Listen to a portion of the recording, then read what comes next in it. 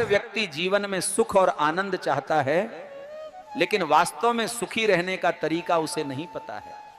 मैं आज आपको सच्ची कहानी के माध्यम से जीवन में सुखी रहने के 3 मंत्र, 3 सूत्र आपको बताते हैं। बहुत समय पहले की बात है, एक बड़े राज्य में एक न्यायप्रिय राजा राज करता था। राजा को अनोखे और बुद्धिमान जानवरों से बहुत लगाव था। एक दिन दूर देश से एक साधु उसके दरबार में आया और एक सुनहरे पिंजरे में एक बोलने वाला तोता राजा को भेंट किया और कहा, यह कोई साधारण तोता नहीं है, ये मनुष्य की तरह बातें करता है, गिनती गिनता है और श्लोक भी बोल सकता है। राजा खुश हुआ, उसने तोते का नाम रखा सुवचन, अच्छा वचन बोलने वाला। अब तोते की लोकप्रियता धीरे धीरे बढ़ती है, जल्दी ही पूरे राज्य में प्रसिद्ध हो गया, आसपास के राज्यों में भी प्रसिद्ध हो गया। सुबह जब राजा उठता तो कहता, सुप्रभात महाराज, धर्म से बढ़ के कुछ नहीं। राजा ने देखा, अरे बड़े ज्ञान की बात कर रहा है। पहर में कहता, ईमानदारी सबसे बड़ी नीति है। और रात को सोते समय कहता कि महाराज, सत्य ही शिव है। दरबार में सभी मंत्रीगण, रानियां, बच्चे भी, वे भी तोते की बातें सुनने आते।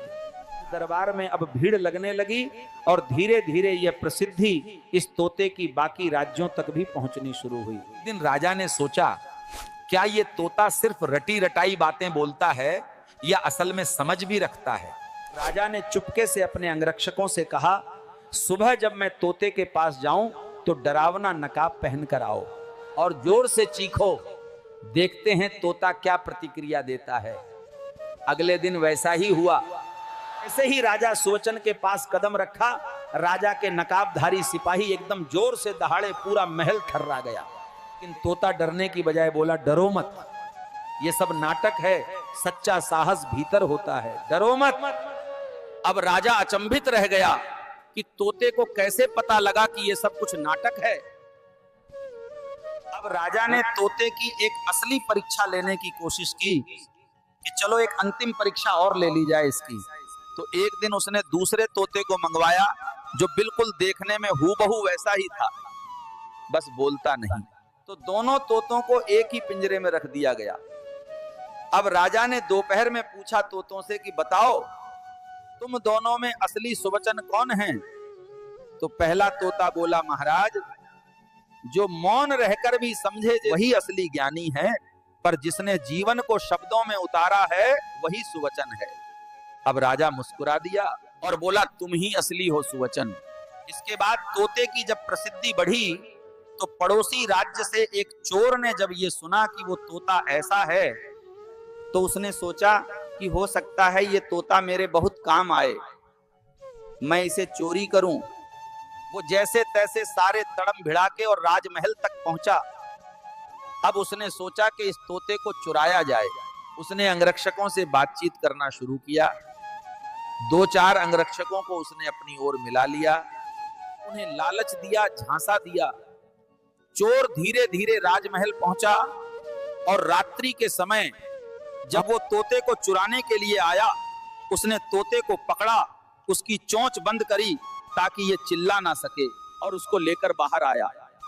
जब बाहर लेकर आ गया राजमहल से, उसके बाद उसने देखा कि तोते तो 2 थे। देखूं तो सही ये कौन सा तोता है।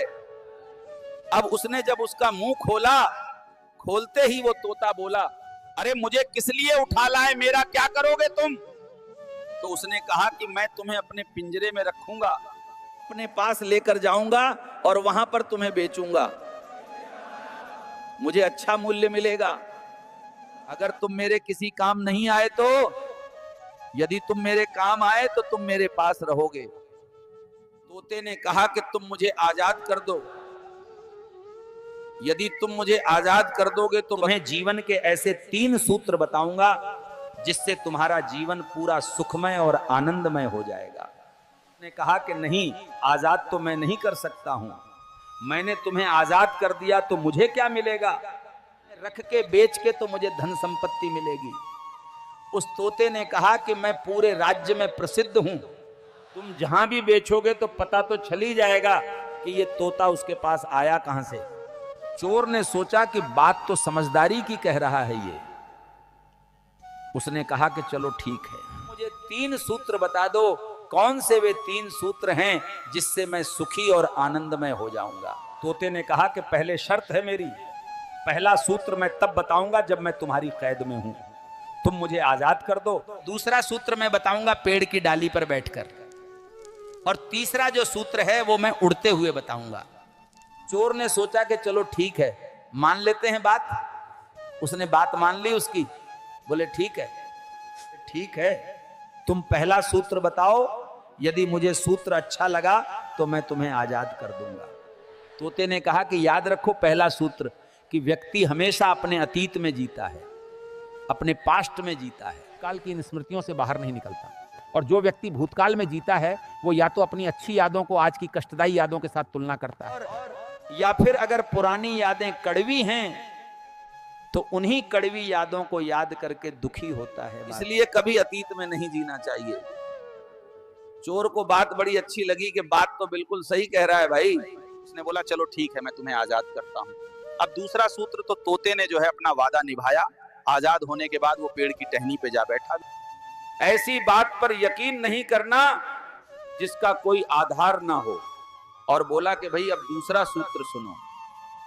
दूसरा सूत्र ये है कि जीवन में कभी भी जिसका कोई तर्क न हो, ये संसार हमेशा तर्कहीन बातों के ऊपर, आधारहीन बातों के ऊपर विश्वास करता है, और इसी से ये अपने सुखमय जीवन को कष्टदायी बना लेता है। इसीलिए कभी तर्कहीन बात पर विश्वास न करना। चोर ने कहा कि बात तो तुम्हारी बिल्कुल सही है, पहला सूत्र भी तुमने अच्छा बताया और दूसरा भी।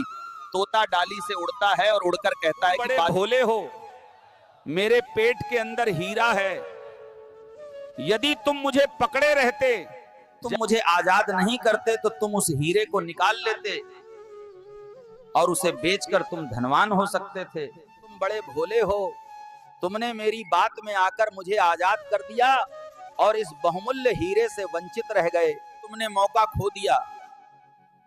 जो चोर था वो वहीं पर दुख में बैठ गया अपना माथा पकड़कर और रोने लगा कि मैंने इस तोते को आजाद क्यों किया। तोता वहीं पर ऊपर घूमता रहा और हंसता रहा। उस व्यक्ति ने पूछा कि तुम हंस क्यों रहे हो? बोले मैं इसलिए हंस रहा हूं कि मैंने अभी तुम्हें 2 सूत्र बताए थे और तुम इतनी जल्दी भूल गए। पहला सूत्र था कि पिछली बातों को याद नहीं करना, जो चीज बीत गई सो बीत गई, और तुम अभी भी वहीं पर अटके हुए हो कि तुमने मुझे आजाद क्यों किया। दूसरा सूत्र था कि कभी भी तर्कहीन बात के ऊपर यकीन नहीं करना।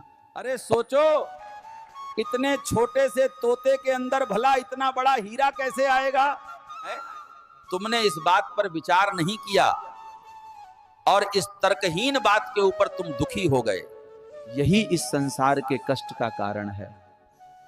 तो उसने कहा कि ठीक है, मुझे अब तीसरा सूत्र बताओ। उसने कहा कि मैं 2 सूत्र तो तुम्हें बता चुका हूं। जब ये 2 सूत्र का ही तुमने पालन नहीं किया तो तीसरा जानकर क्या करोगे? लेकिन फिर भी तीसरा तुम्हें बता देता हूं, तुम्हारा ये शरीर नश्वर है, ये खत्म हो जाएगा और इसके लिए तुम जिन जिन चीजों का संग्रह कर रहे हो वे सभी चीजें नश्वर हैं, वे सभी चीजें एक दिन नष्ट हो जाएगी। इसलिए अपने जीवन को सुखमय बनाने के लिए उस प्रभु की शरण लो और हमेशा सद्गति प्राप्त करने के लिए सदाचरण करो, सभी के साथ प्रेम करो। और यही तीसरा उपदेश है। तोता ये तीनों बात कहकर उड़ गया। और देखा जाए तो हम अपने जीवन में यही तो 3 चीजें करते हैं। हम हमेशा अतीत में जीते हैं।